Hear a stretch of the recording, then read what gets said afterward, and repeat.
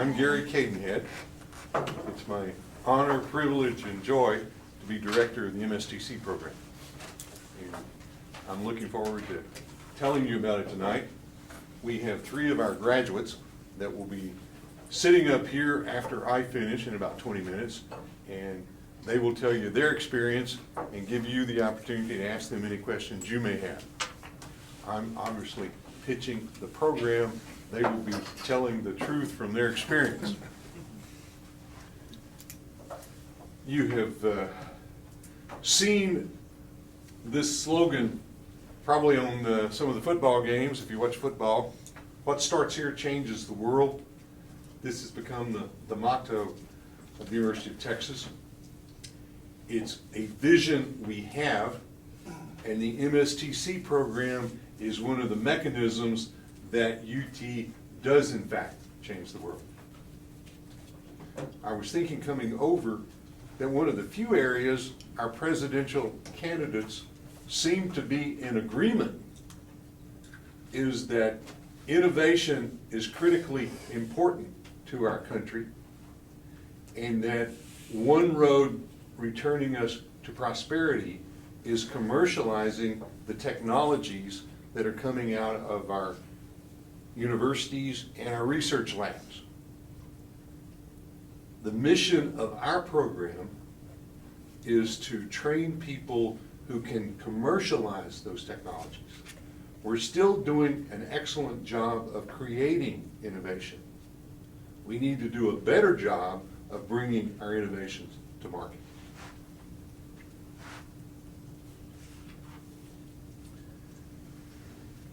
If I think about what's the heart of the program, you see it right here. Literally, day one, you learn to assess technologies, to evaluate them, and to determine whether they have any market potential or not. We have a professor teaching that course that's head of technology commercialization at A&M. He brings his technologies into the class. The University of Texas Office of Technology Commercializations makes their technologies available to us, and our students learn his methodology by applying it to those technologies.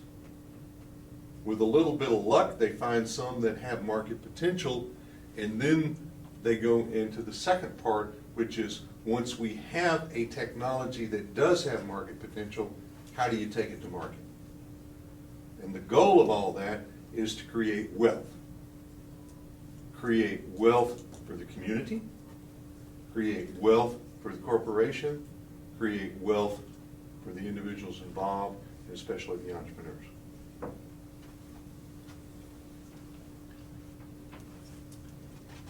Let me suggest that to be in here rationally, you ought to have one of these 3 goals. You ought to be aspiring entrepreneurs looking to take a new technology to market through a new venture, the classic entrepreneurial function. Or you might be interested in taking a new technology to market through an established business. We have graduates at Dell, at IBM, who are doing that for those corporations. And then the third function is every major research university, all the federal labs have offices of technology commercialization, and their job is to find businesses, either new or established, that will license those technologies and take them to market. Let me get a sense of where you are. How many would put yourselves in the aspiring entrepreneurs category? Looks like about half. And how many are coming at it from a corporate entrepreneurial experience? Good. And anybody in the tech transfer area? Good. And you reflect, interestingly, about what we have in the class. It's typically almost equally divided between the entrepreneurs and the entrepreneurs, and then about 10% that are involved in tech commercialization. In the last several years, the fallout from the Great Recession has been that fewer corporations have funded their employees to get a master's degree. My sense is this year the corporate interest is coming back, and we're having a lot more interest from people who want to continue the education of their employees, and specifically to get their guidance in commercializing new technologies.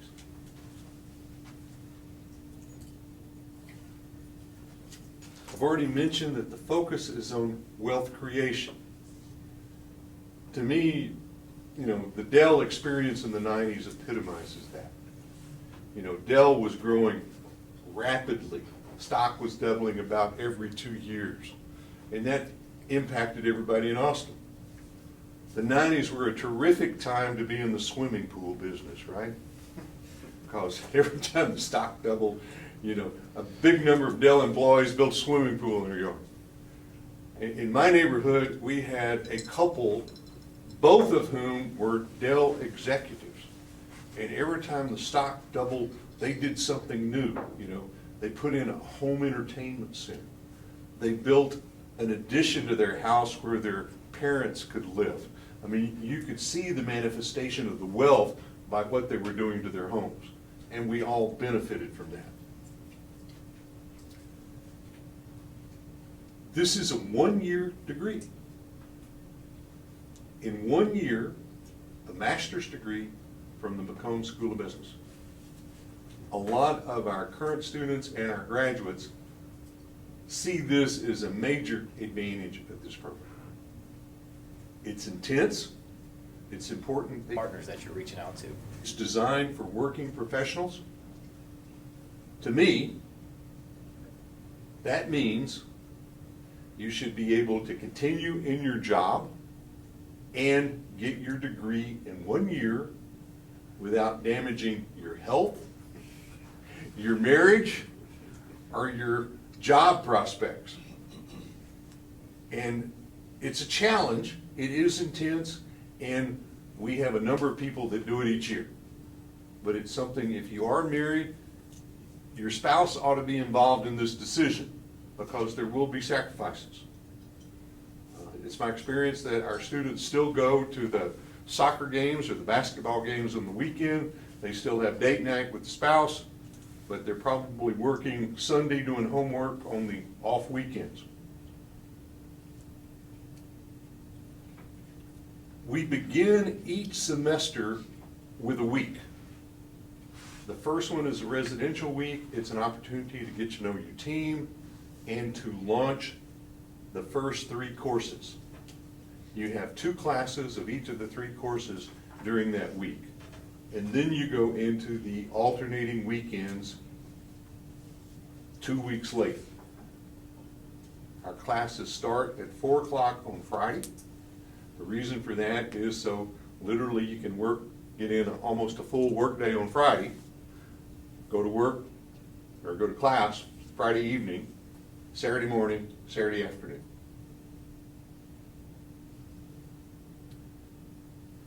We do the same thing in the fall semester. We literally, just a week ago, completed our launch week for the fall semester. In the spring semester, our intensive week is an international trip to London. That is one of the highlights of the program. We have a lot of fun while we're there. We get to compare how our program is similar and different from what we're doing here. Everybody thinks a graduate business degree has to recognize we live in a global economy. And this is one of the ways we do that. This year, we're going to spend a lot of time understanding what's going on in the European Union. We're going to be reading what's happening. Some of the people I read say there are 2 disasters. One disaster is the European Union, you know, the euro stays together, and the other disaster is it disintegrates. And it's a question which of those is better, which is worse. It's a major problem. It's important for us to understand that problem because much of what is produced in the U.S. gets sold to the European Union. I'm chairman of the board of a startup that's taking a UK technology to market. That impacts us as well. It's coming out of an English university, and it's similar to say how it would be to license something from the University of Texas, and it has differences as well.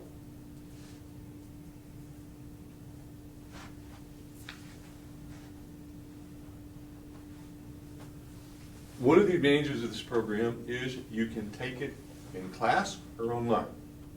A requirement of the program is that you attend class. And you can do that either by literally walking into class like all of us did in college once upon a time, or you can go online and do that. In this photograph, this is the fellow I was telling you about who's head of technology commercialization at A&M. And you can see this board, looks like the Brady Bunch a little bit, right? And notice this square is a little bit larger. If you're sitting in the classroom, it's sometimes a little hard to identify for sure who it is that's doing the talking. So once one of the online students starts talking, his or her square gets bigger, and then you know exactly who's talking. This is a dream come true for me to have this program, because I wouldn't say being online this way is the same as being in class, but it's really close. We also record these sessions. You know, there's likely to be some time during the 23 weekends that you're on assignment someplace where either you're working or you don't have internet access or you don't have time to watch it, so you can watch the recorded session. That is intended as a way to make up when you miss class. It's not a way, we're not wanting anybody to spend 23 weekends watching recording. This is not a passive program. Many of our students download the videos so they can refer back to them. You know, you may have a situation where you have a problem you're given at work and you're thinking, yeah, I remember Professor Daly talked about that. And then you can go back to his presentations and listen to it again, and your colleagues at work will be very impressed when you start quoting sources of what the expert Professor Daly said about that particular problem. We literally have students from around the world. Being an online student in North and South America is easy. Time zones are all about the same. Western Europe, 6-hour time difference gets a little more challenging. We've got one student in Bulgaria. Bulgaria is 8-hour time difference. So, he's staying up a little late on some nights, but it's working for him, and he's coming here when he can.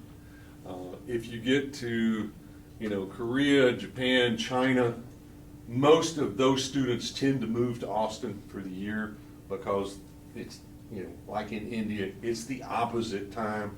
So unless you really want to stay up all night, it's difficult to do it from there.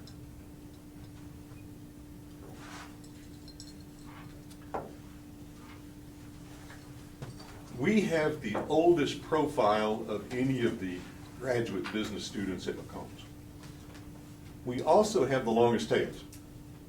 We will have some members of the class that'll be near 60, and we will have some that just got their bachelor's degree. Mostly, they're clustered in the early 30s.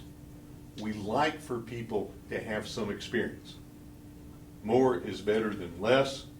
But we've also found that sometimes, a really bright engineering graduate from the Cox School who may have already obtained a patent, who may be thinking about launching a venture, or maybe he's even started it, brings certain things to the table that the older folks don't.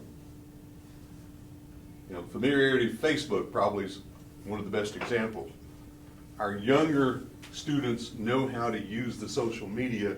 Our older students typically don't. So both like being together. We have almost a quarter of the class with advanced degrees. Probably about half of those, or almost half of those, are MBAs. We're more male than we would like. We're about a quarter international, and we're about a quarter online. Our program is growing.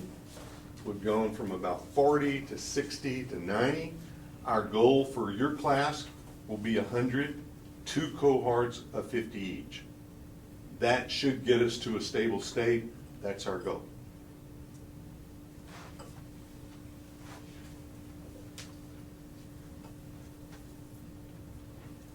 You will meet the guy on the right shortly. That's Mark Hood. This gives you a quick overview of the curriculum.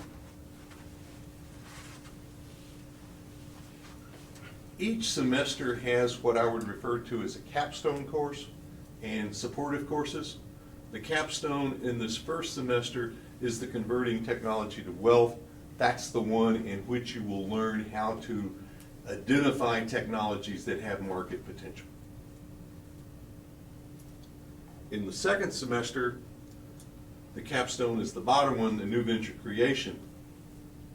And in that course, you will write a business plan that will be the basis for getting funding for your project, either from outside investors, or if you're an entrepreneur, convincing top management to fund your project.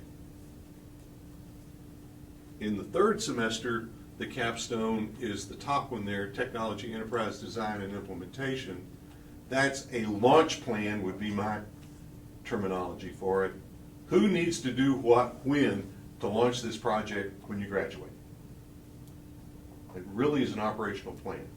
And some of our graduates literally walk across the stage and then they launch their venture or they launch their project within their job. This is Doug Baum. Doug is the guy that I want to be our poster boy. He's really close. He's not there yet. Let me tell you a story. He did one of his quick looks on a drug that a scientist at A&M was convinced would block macular degeneration. Macular degeneration is a disease that results slowly in blindness as you age. And he thought this drug would block it. Doug and his team did one of their quick looks on the drug. They came away convinced if it does what the scientist thinks it does, there is a humongous market for it. They chose that as the basis for their business plan in the second semester. They continued to be very excited about it. They formed a corporation, MacuClear. They licensed the technology from A&M. Third semester, they were writing their launch plan, and they actually raised $1.8 million to launch their venture. Concurrently with doing that, they participated in business plan competitions. Early in the semester, they won the UT competition, which at that point we called the Texas Moot Corp competition. It's now the Texas Venture Lab competition. And as a result, they got to represent UT Austin in the global competition, which we sponsored. They won some $200,000 going to other competitions during the spring. So they had not only their $1.8 million that they'd raised from investors, they had $200,000 that they'd raised by winning competitions. They have successfully completed the stage 1 FDA trial, and they're in phase 2 now. Phase 2 is where you give the drug to some 1,500 people and you monitor them over about a 2-year period. It's anticipated they will have some results at the end of year 1. If those are positive, it's highly likely that they will sell out to a major pharmaceutical company then. Best guess is it's currently worth somewhere around $100 million, and they could achieve that sometime within the next year and a half. So that will clearly be, I wish I could promise you, you will have similar success. It's possible, obviously the odds are low, but that's an example of what we're trying to do. You can tell Doug's holding something in his hand. It's interesting what that is. That's a dispenser of the drug into the eye. You know, you've all had the experience of putting, you know, a drop in your eye, and you know, it's hard. You try to keep your eye open while you do that drop, and yet your eyelid doesn't want to stay open, you know, it wants to close. This is a device that allows, you know, it sprays it, and it sprays it so fast your eyelid can't close fast enough to keep it from getting totally disseminated on your eye. MacuClear did not invent that. They have an exclusive license to use it for their particular drug. How it's done now is a horror story, and the drugs they use now don't work. Imagine putting a syringe in your eyeball. And that's how drugs that don't work are currently dispensed to treat this. One other success story. This is Trey Maven. Trey graduated coming on 4 years ago. What you see behind him is something that he created. It's hard to tell it. It's a little better photograph in your brochure. This is a simulator. And he was a software engineer, and he did the software such that sitting in what looks like a Star Wars chair, you can simulate drilling. This is the pipe right here. And literally sitting in this chair, you can kind of move over, grab one of those pipes, take it back to the rig head, put it down, do another action which bolts it on, and then lower it down, and then go back and get another one. National Oilwell Varco, or NOV, the company he works for, MD Totco out in Cedar Park, if you know the local subsidiary, was so impressed with that, they said, we want to reward you. We're going to send you off to get an MBA. And we appreciate what you've done. And Trey said, that's terrific, I accept. I'm not sure an MBA is the way I want to go. Let me look around. He looked around and decided that he wanted to stay in new product development, wanted to stay in technology commercialization, and the MSTC fit his goals better than the MBA. He is now running a program which they call NOV Ventures, which is training some 50 NOV engineers a year in a year-long program that's modeled after our degree program.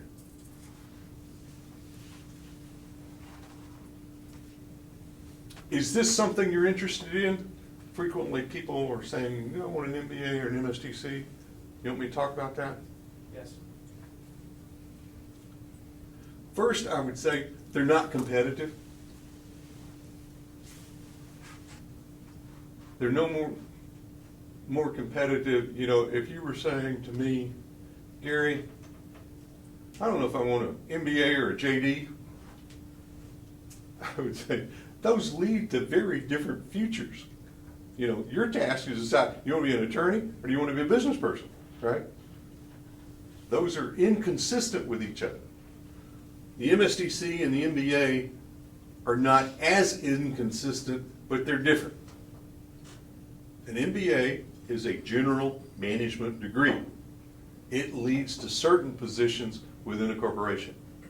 An MSTC is a very focused degree.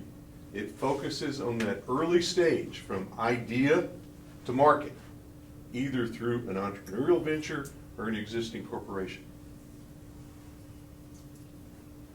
Our graduates like to say we create wealth and MBAs manage wealth. You know, you just met Doug. Doug is in the process of creating a lot of wealth. If you're a really good MBA and you produce returns of 10% a year, you're doing one fantastic job. I mean, hardly any MBAs have done that in the last 10 years, right? The focus of the MSTC is on launching new ventures. The focus of the MBA is the total life cycle. Our marketing course, to give you a specific example, our professor, Kate Mackey, who's one of the best we've got, she's won the Outstanding Professor Award 10 out of the last 12 years. In MSTC, what differs from her MBA marketing course, she teaches both, is the MSTC focuses on product launch, that's where the emphasis is, and on technology-based products. At the MBA, total life cycle, both technology products and non-technology products. Corporate finance is very different from entrepreneurial finance.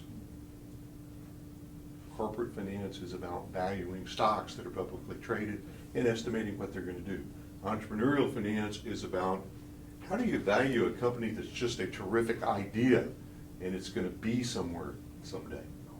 Very different methodologies, very different approaches. Both programs have a business law course. In MSTC, you're learning how to protect probably your most important asset, which is your intellectual property. So you learn about patents and trade secrets.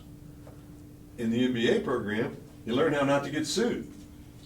And so you look at a number of different ways you can't get sued, or you can mitigate that. It's more about entrepreneurship versus general management. Yay.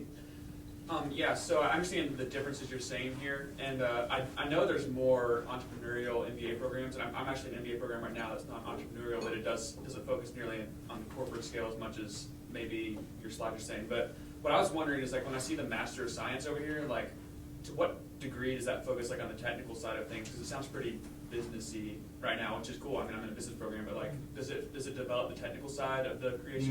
No. Our program is a Master of Science in Technology Commercialization, and what should be bolded or underlined is commercialization. It's about the business part. It's about commercializing. This program will not teach you to create technologies. It will teach you to identify technologies which have business and market potential, but it won't teach you how to create them. As I said, we have probably 10-12% of the class that have MBAs, and they come back for the MSTC because they want to play in this ballpark, which is about taking technologies to market, and most MBA programs don't address that. Our MBA program has an entrepreneurship emphasis, and if you were wanting to, say, have a focus on a new model for selling real estate, some kind of service industry, and do it in an entrepreneurial way, the MBA in entrepreneurship would be a much better way of achieving that goal than the MSTC. If you wanted to take a new technology in nanotechnology, biotech, and take that to market, the MSTC would be a much better fit. So I throw this one back to you.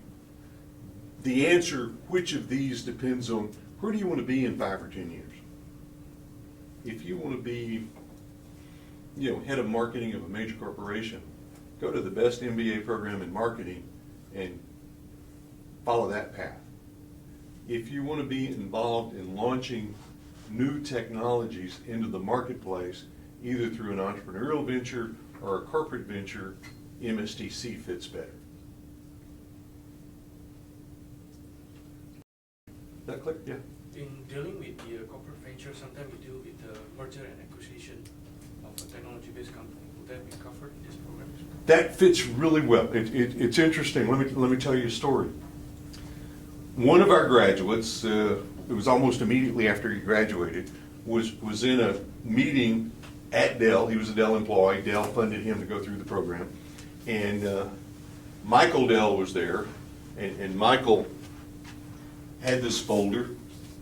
You know, he was looking at it and he was kind of scratching his head and said, you know, I like this business, but I'm not sure whether the technology's any good or not. And our graduate, you know, raised his hand and said, well, you know, you just funded me to get my Master of Science in Technology Commercialization, and that's one of the things I learned. So Michael literally threw the folder at him and said, well, go study it and come back and tell me about it. Well, about a week later, he came back, did an impressive PowerPoint presentation, giving his assessment of whether that technology was any good or not. Finished his presentation, left the room, and Michael Dell said, who's that? What's he doing? And they said, well, you know, he works down there in marketing new products. He said, get him out of there and put him in mergers and acquisitions. And that's where he is today. This is some 5 years later. He now is in the position that, you know, if you follow Dell, they've been acquiring a lot of people, a lot of companies, and he is the one, once he gets involved in the decision to buy a company, and once they're bought, he manages the transition into Dell. And literally on one of the most recent acquisitions, which I can't name, he will be the CEO integrating it into Dell. And we've had almost an identical experience of a woman at IBM doing the same thing. Once you know how to evaluate the market potential of a technology, you're incredibly valuable to the mergers and acquisition team in deciding whether you should acquire this entity or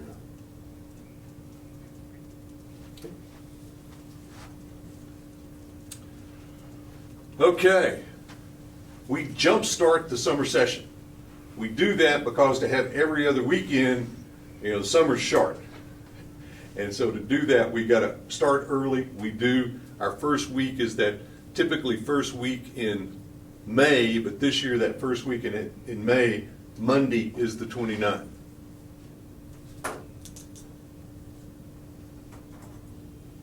I've told you already a little bit about this,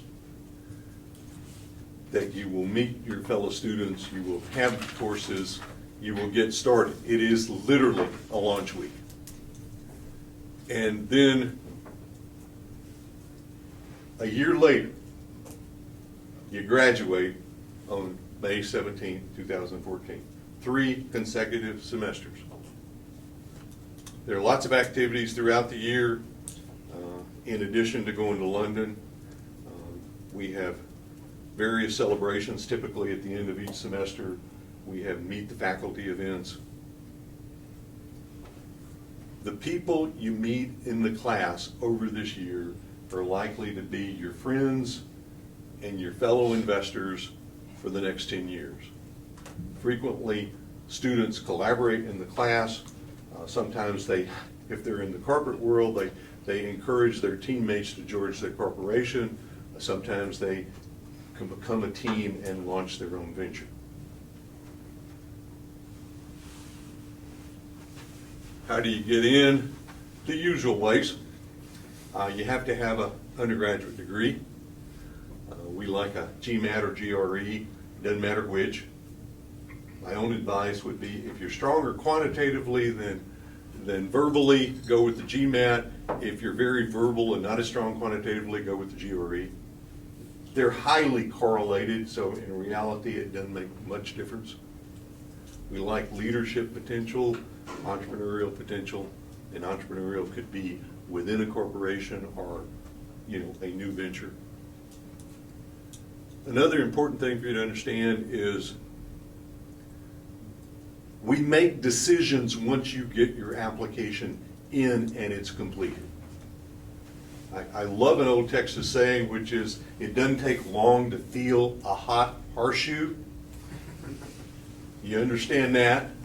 Well, we know what a hot horseshoe is when somebody applies to the MSTC program, and once we see a hot horseshoe, we will admit you.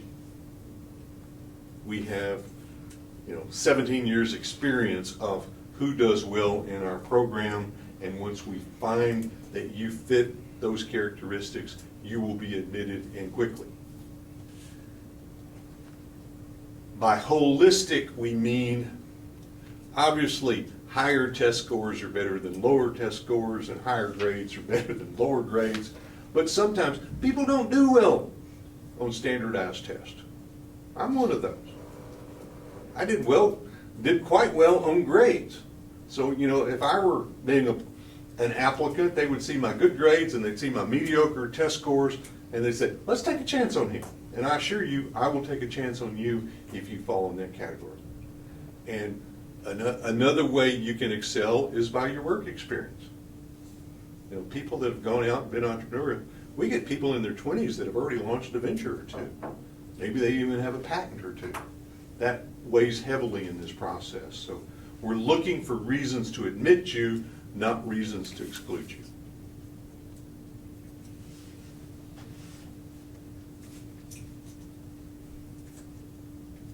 The one thing I would mention on this is we only ask for 2 references. The kind of reference that really sways is somebody that knows you. Somebody can say, I've worked with this person for the last 5 or 10 years. I know what they're like under pressure. I know I can count on them. That's a whole lot stronger than Governor Perry writing, I don't know this applicant, but his parents are sure nice people, and I bet he is too. You know, that just doesn't help a whole lot. But for somebody that really knows you and says, this person will do really well in your program, that's terrific.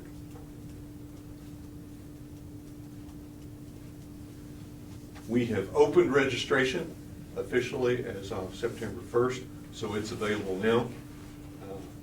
It serves you to get it in early because, as I said, we will admit you as soon as it's completed and you meet our requirements. When we get to March 1st or February 15th and we've got 10 positions left and we got 20 applicants that are there, obviously we're going to compare there and take the best 10 out of the 20. So if you're interested in this and it fits for you, go ahead and do it now. Excuse me? Yeah. I'm wondering about international applicant. Does it mean that they're not U.S. citizens, or does it mean they're not reside in the U.S. at that time? I think international we define as not U.S. citizens, right? Yes. And typically what takes longer there is sometimes we have to get the transcripts translated, and the graduate school takes a while to figure out what the GPA is equivalent to, you know, a U.S. university. That's the reason there's a time difference. Tuition's $48,000. It's divided equally among the 3 semesters. That doesn't equate to cost per credit hour. We divided the tuition into 3, and you take 1 more course in the spring than you do in the other 2 semesters. But that's just, we did it this way so it's an equal amount. You have to take all 10 courses and you can get the cost per credit hour by dividing by 10. It includes almost everything. About the major thing it doesn't include is you're responsible for the airfare to London. Once you get there, we've picked up the hotel and most of your meals and your transportation, like to Cambridge.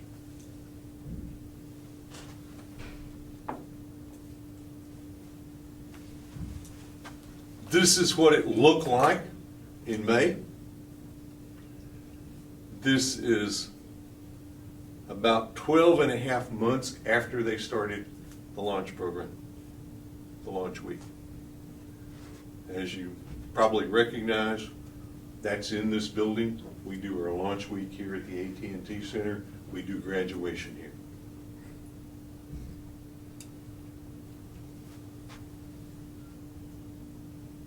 Now, let me ask our graduates to come up.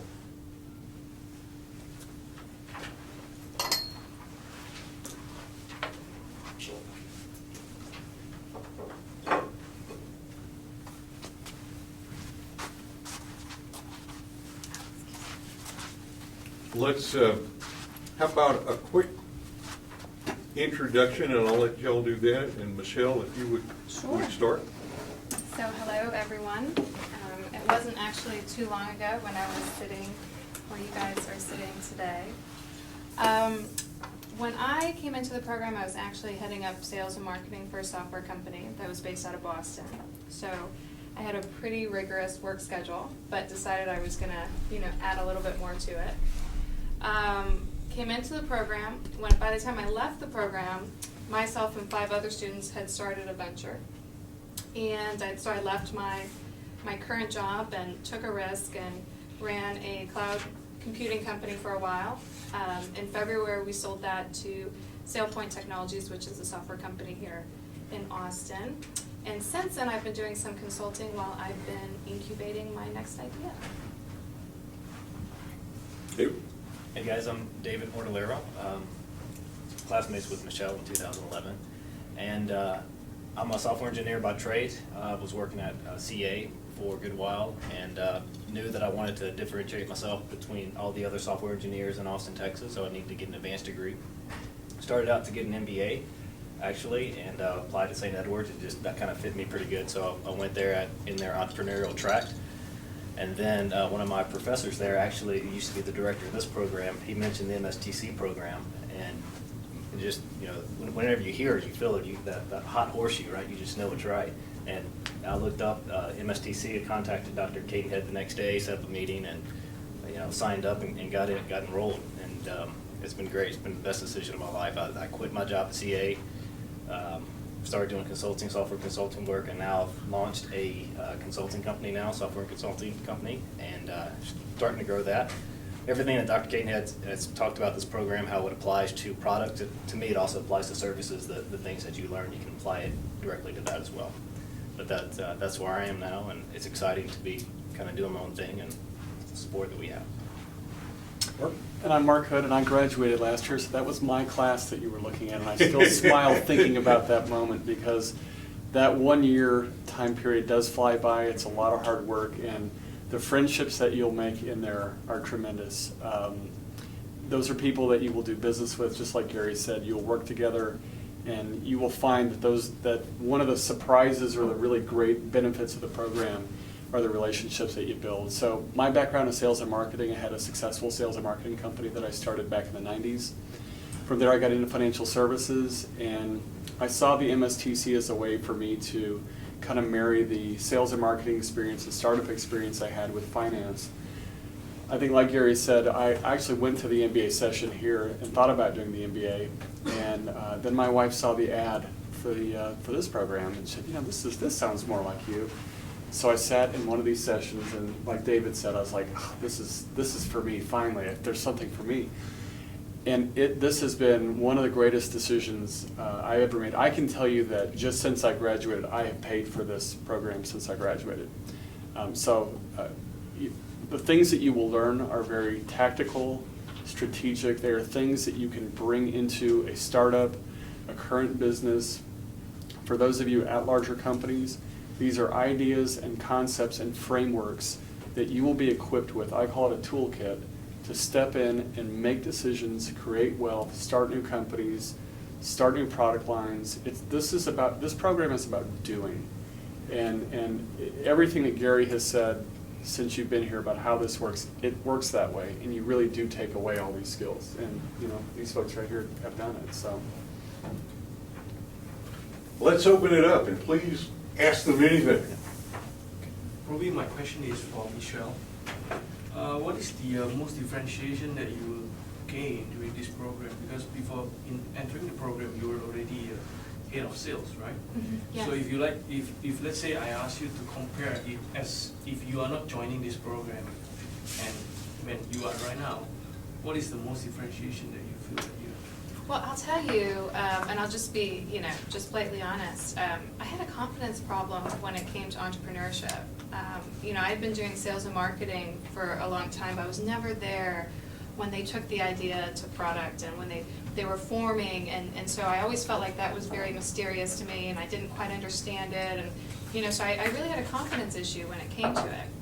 And so when I was looking at MBAs, actually, I was looking at those with an entrepreneurship track to kind of give me a little bit more formal education, so I could kind of build my confidence up there, because I knew, well, my goal was, 5 years from now, I want to be running my own company. I didn't realize that it would be, you know, very shortly after graduation. The week after. It was actually fairly, you know, it was accelerated, and that's just because, you know, that's what the program did for me. It helped me kind of formalize, you know, build confidence around that. You know, it took the mystery away. It kind of, you know, gave me some insight and really helped me to kind of mature that side of the business that I, you know, had not had exposure to before. So. Go ahead, I do have a question for any of you. Having a full-time job and a lot of demanding work requirements, how challenging was it for each of you to successfully do what you wanted to do in this class while maintaining your existing roles? That's a big concern for me. Yeah, so, you know, you really need to have the support of, you know, if you're married or with your spouse, you need to have that support. I'm married, I have a 7-year-old, so he was 5 or 6 when I was in the program, and, you know, she understood that, hey, I'm gonna be away for a year, you know, and because you're paying a lot of money for this program and learning, and, you know, you get out what you put into it, and so she allowed me to do that.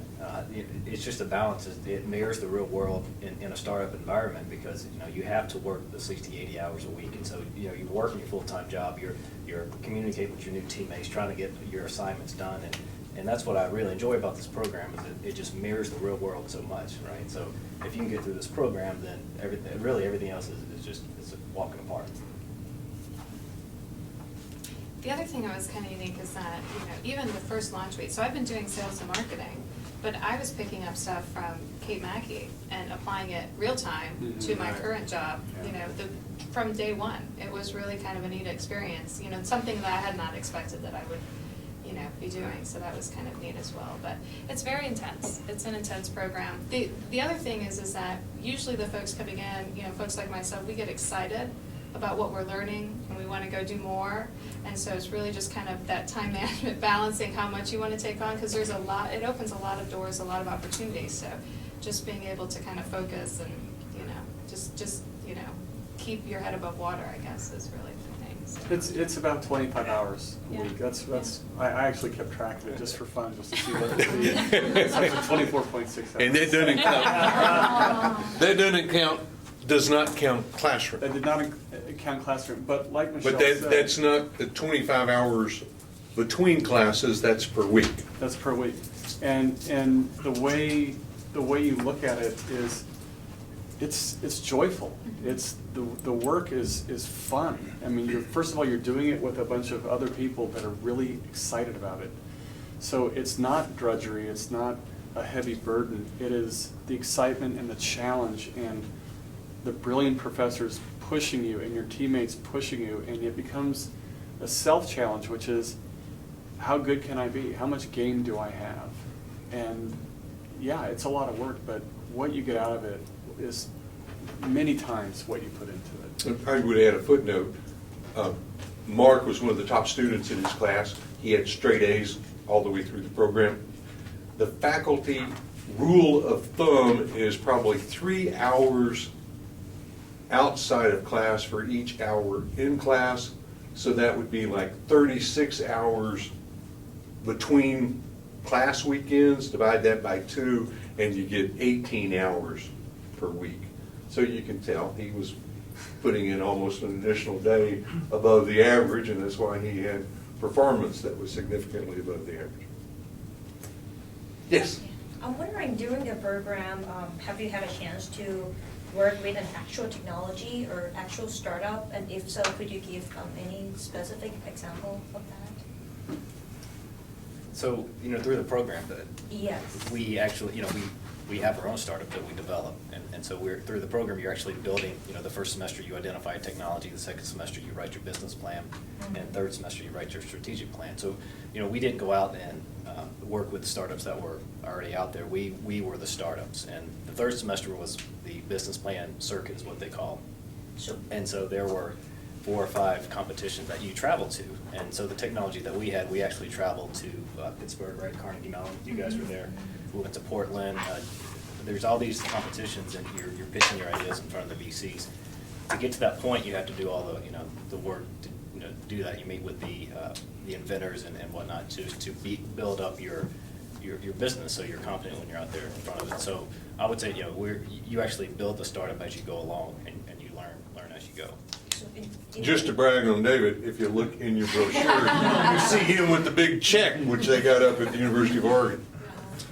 In that case, do you have to make an agreement or to pay any licensing to So that it's technology? this is a real world program like McCombs and Doug Baum did. He found this technology and he licensed it from the University of Texas A&M. Our technology, we got to the point of almost licensing it where we could really launch a venture. It turned into a school project to a venture. We couldn't come to certain terms, and you know, it kind of just fell apart. But that's the whole point of the program, is to take these technologies that are sitting on the shelf really in all these universities, see if there's market potential, take it and run with it, and then license it from the university or whoever owns the license, and build your company. So that means they have to agree with the program as well, so that you can go in. Like McCombs, A&M retained a 40% ownership in McCombs. And that means they're all excited right now too, because they see $40 million coming in really soon, and it'll be their poster boy too. Yeah, this can be for any of y'all. But so I'm kind of relatively new to Austin, and I've just heard that it's somewhat hard for, like, say, a new startup type of company to break in to the industry here in Austin, as opposed to, like, you know, maybe other hotspots around the world. Mainly due to like a lack of venture capital, from what I've heard. But do you feel that this program is in any way kind of awarded y'all with like new networking opportunities, or just kind of ways to access capital or whatever it takes to get your company going that you might not have had otherwise? I think that was one of the things that was a pleasant surprise for me, was that the program really focused on kind of the formal education aspect, but also on helping you build relationship and really connecting you to wealth in Austin. So, you know, when we did Cloud Masons, which was the cloud computing company, you know, I went and did fundraising, and so a lot of the connections that were made and the introductions that were made were as a result of the program. Rob Adams teaches the business course, the business plan course. Rob previously was part of Austin Ventures, which is the big gorilla in venture capital here in Austin.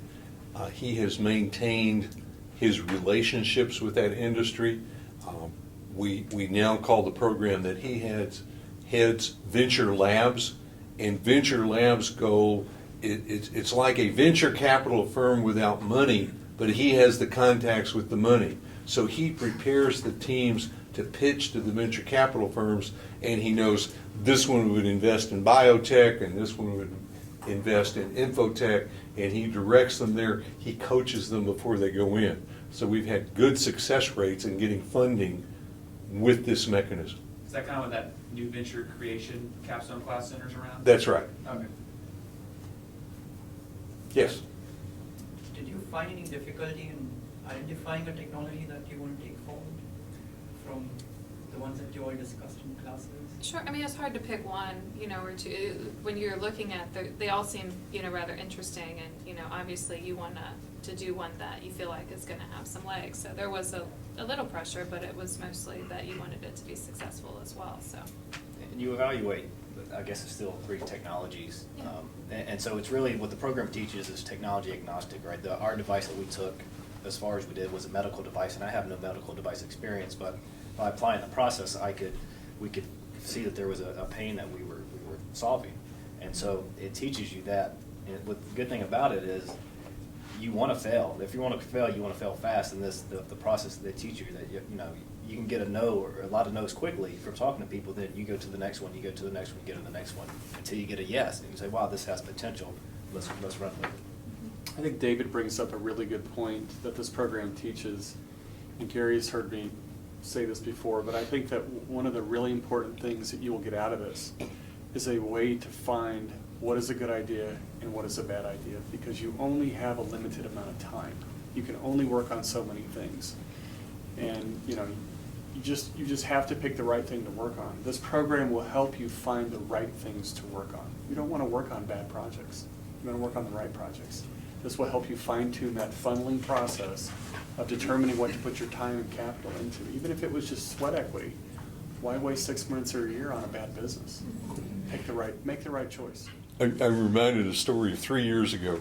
We had an older fellow in the class, and he was quick to tell you that he had started and sold 2 banks, and that he was financially independent. And my reaction is, what the hell are you doing here? You know?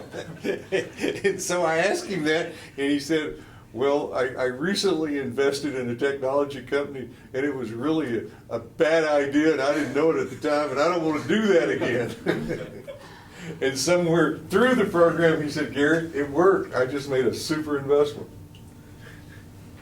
Questions? Yeah, I was here for the last class. Could y'all go over the quick look kind of just a briefing of it? Because I know we kind of talked about the last one a little better, and we haven't really touched on it at all in this one. Sure.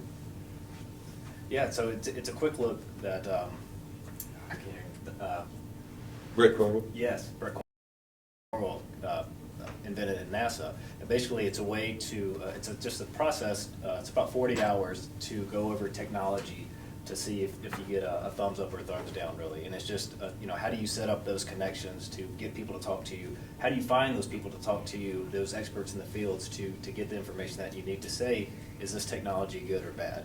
And once you get that, then how do you talk to them? And it's basically just a set of steps, right, to identify the marketability of a product. And through that process, let's say you do get a yes and people are enjoying it, there's a lot of buzz around it, you can use a lot of that information and contacts for the next step, for the business plan. Some of these people might be your customers, they might be your partners that you're reaching out to. And being a part of the university is fantastic. You can just call them up and say, hey, I'm David and I'm a graduate student and I'm working on this project. Do you mind helping me? That breaks all the barriers down. You're not trying to sell them anything. People love to help other people. You have that immediate connection, and you're talking to the CEO of these companies or the expert bloggers for this field or something like that. It's just, your network just explodes. It's amazing. How many people in a team that usually form, and how do they choose people in a team from the local class? Typically 5. It's been my experience that 5 is a good number. You want a team large enough you're sharing the workload, and not so large you've got a freeloader problem. And my sense is a team of 6, you greatly increase the probability somebody's going to freeload, and then people are going to be upset. We assist in the formation of the teams for the first semester, and we do lots of different things. We don't have many Michelles, so we spread Michelle throughout the program. Typically there's 1 or 2 women per team. We don't want a team to have all online or no online, so the online students get spread. We spread the ages. We use a personality profile that everybody takes a test. It's called the Berkman. It's actually created at the University of Texas. And in the Berkman, it's like most of the personality profiles, it's 2x2 matrix. The ideal team from the Berkman perspective is you have 1 person from each team, and 1 person from each quadrant. The quadrants would be a thinker, a strategic thinker, a communicator, and frequently your communicators in sales. You have the red quadrant is the doers. Let's get it done. Let's get it done. Let's make decisions. And then finally, the yellow are the people who are putting in place the procedures so that you follow the procedures. An ideal team, somebody has got to play most of those functions. If you don't have those, you can have a disaster. So we use that as well. At the end of the first semester, the teams are up on their own, whether they want to continue or choose somebody else. Frequently, you chose somebody else, right? 2 of you wanted to get together on a biotech that you went forward with. So they left their first semester teams and formed a new team. Michelle was in several teams. So it's up. Some people stay with their teams all the way through, but it's a function of where do you want to go after the first semester. And I think one of the other benefits to that group environment is learning how to work with other people that you can't fire, that can't fire you, You can't bribe them by paying them more, right? I mean, you have a limited amount of tools, right? So you need to learn how to work with people that you might not always agree with. And so I think that was actually a great experience. I mean, you know, just that give and take in a stressful situation when it's 2 in the morning and you've got a presentation at 8 o'clock in the morning, just all those things. So it's really, I think there's a great learning experience there. And it's a way to improve your own personal skills and your own personal management skills with people. So I think it's also a great, you know, benefit of the program.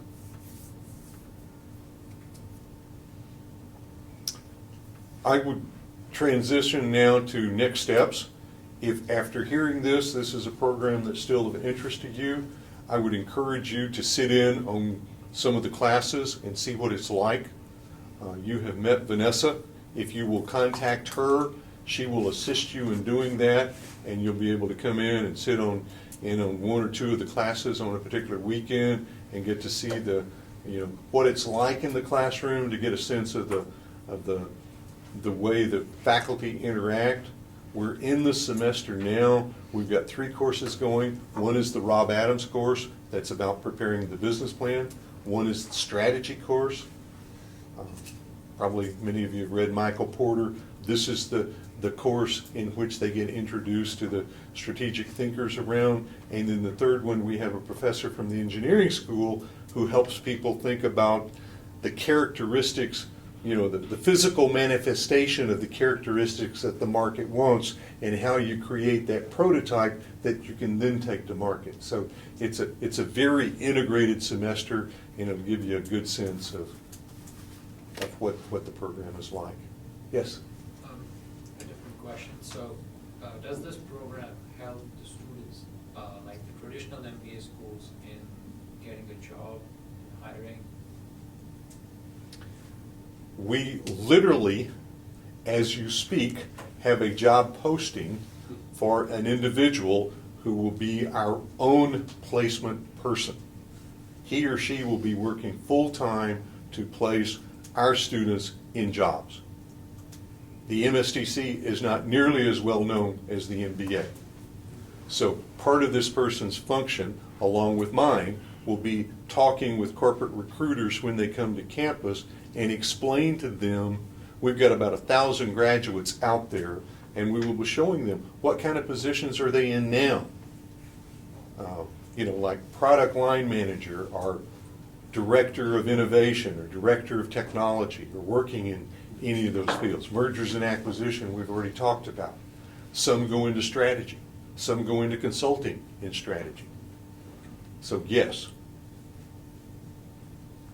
Traditionally, that has not been the case, because when this program started in 1996, when we started in 1996, most of the class was funded by their employer.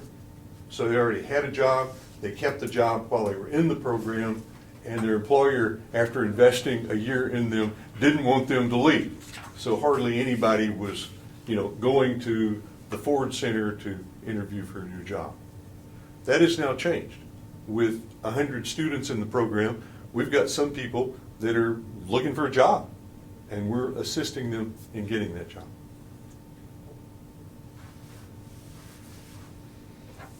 Anything else? Yes? Are there scholarships for this program? We don't have any scholarships. We do have access to loans, particularly government loans, at a tuition of about $48,000, or the tuition is $48,000. It's feasible to borrow up to probably $38,000, $39,000. Obviously, there's risk with that. If you listened to President Clinton last night, he addressed that. I'm sure President Obama will have further to say about that tonight. So I don't want to keep you too late, so you can hear what he's proposing to make it feasible to get the loans. Yeah, I mean, mine was paid through financial aid, just about all of it. I paid, I think, $6,000 of it out of my pocket, but everything else was just student loans. And just from the experience that I've gained, I've cut, that's almost, another year, and I'll be paid off with it. So it's worth it. There's no scholarships yet. I'm gonna be I don't want to be the next Doug Baum, but I want to be bigger than Doug Baum, and so I hope to come back and provide some scholarship for future students, but. Yeah. Are any of you employees of the University of Texas or the UT system? There is some scholarship for UT employees. So I suppose there's an examination every term, right? Some of the courses have literally a written exam. Generally, those are take-home rather than in class, because with only 40 contact hours, you don't want to waste a lot of time having people write exams in class, so they tend to be take-home. Probably at least half the courses have a written team deliverable, like in Rob Adams' course, the deliverable is your business plan. You both write it and you present it, and he grades both of those. He will, every course will have some individual deliverables and some group deliverables. I'm wondering, is there any problem with people who doesn't have business background? Is there something important or required for this? No. No. We have students come in, straight out of engineering. We have had, a couple of years ago, we had a student came in out of communications. He is in the movie making business, and he wanted to learn new technology so he could apply those to assist him in making movies. He'd never had a business course.